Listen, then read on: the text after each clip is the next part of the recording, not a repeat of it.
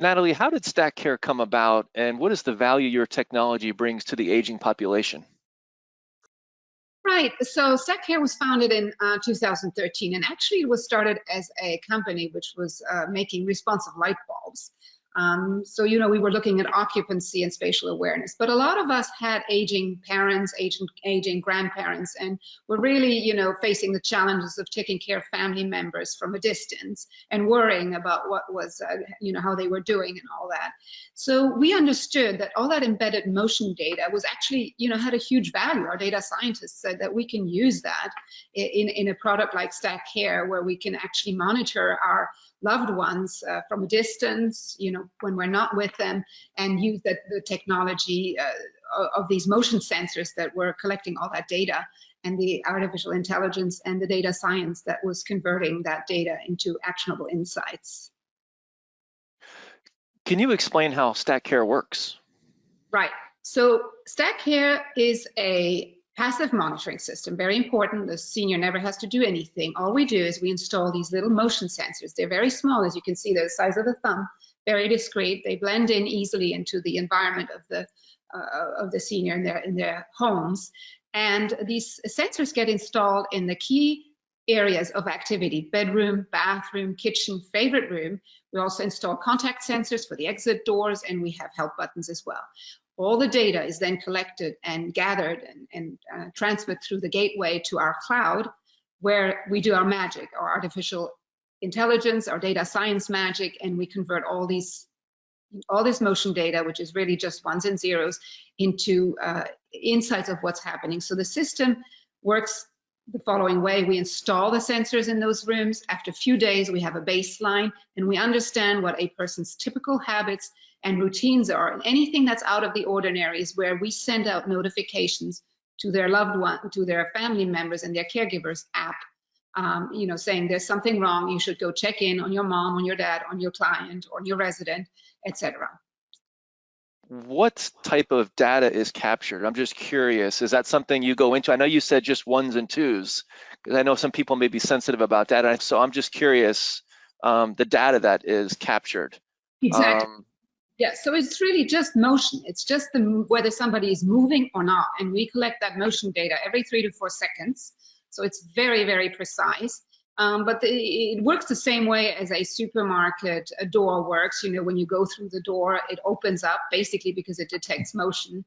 And that's how it works. But it's pure motion. There's nothing else. There's no camera, no microphone.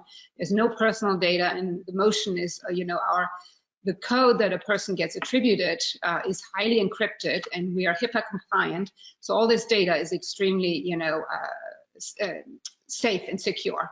Nothing that can in any way harm or, be used in a bad way. How do you connect or communicate with the aging community? Do you use traditional advertising, marketing, social media, newsletters, app? Which do you do? Yes, so we do a lot of we do a lot on social media: Facebook, LinkedIn, Twitter, Instagram, etc. We also work. We like to do events as much as possible, whether it's local, also in bigger regions, but where we meet people, in that space. It's a bit more difficult now with the whole COVID situation, but wherever we can, we do these events where we personally talk to people and reach out to them and have given the opportunity to ask us questions direct. But yes, and even some advertising. I'm just trying to think, and networking events, as much as we can. So what do you want professionals in the aging space to know about StackCare?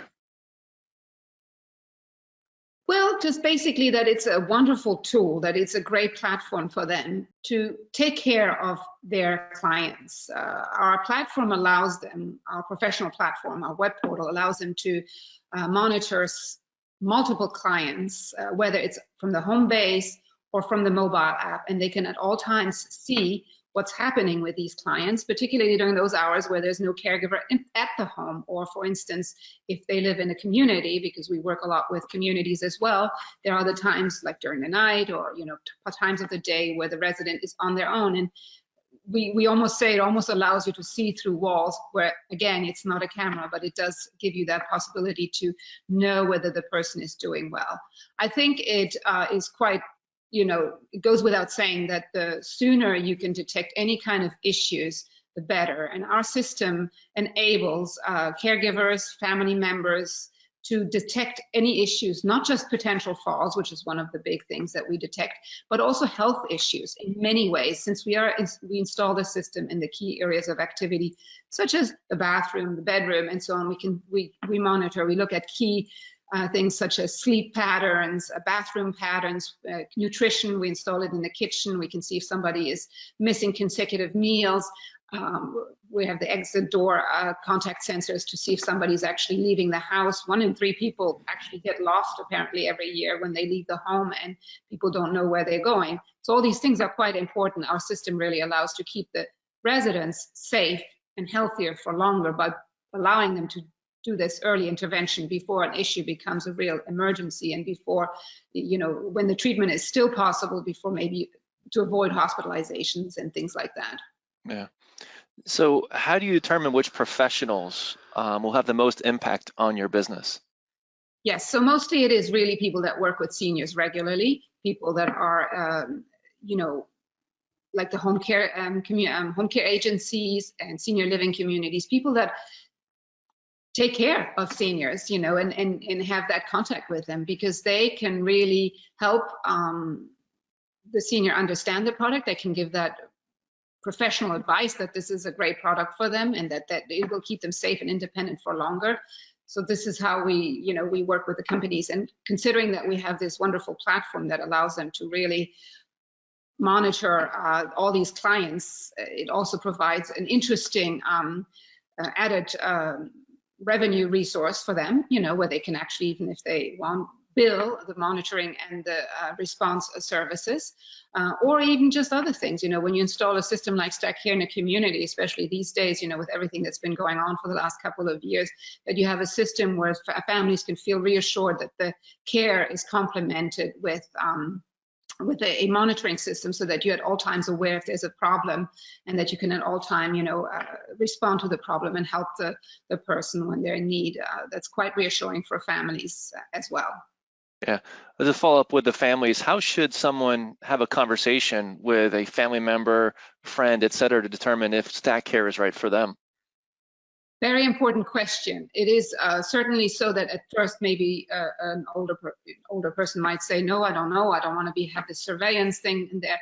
But you can really say to them, this is something that will actually allow you to stay independent for longer, and delay, and possibly even avoid having to move into long-term care if you speak with a home care agency, because it can combining these passive monitoring systems with a good care protocol can really dramatically improve the aging experience for people. So really make them understand it's in their own good. And also there are so many stories of people that might have fallen and that were only found a few days later. I mean, those are horrible stories. And I think, obviously we also look at these personal alert systems, but they only work if the person is actually wearing them and is actually pressing the button, where StackCare works all the time, 24/7, even in the dark.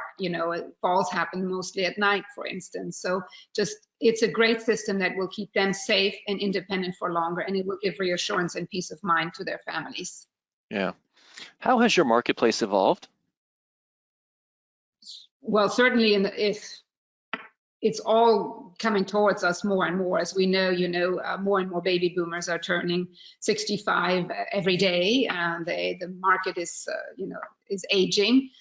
There's less and less caregivers. I mean, it is forecast is that by 2050 we will have 3 to 4 potential caregivers per person, compared to 7 to 8 currently. So, we definitely have a situation where we have an aging population, more and more people going, older, and having a caregiver deficiency. So that, that's something that's become quite apparent with whether it's in the home care market, in the communities, and our system, as I was mentioning, can really help improve the caregiver efficiency, and help with the shortages, and even provide an alternative solution, or at least a temporary solution to families when they're looking for some kind of way of caring for their loved ones.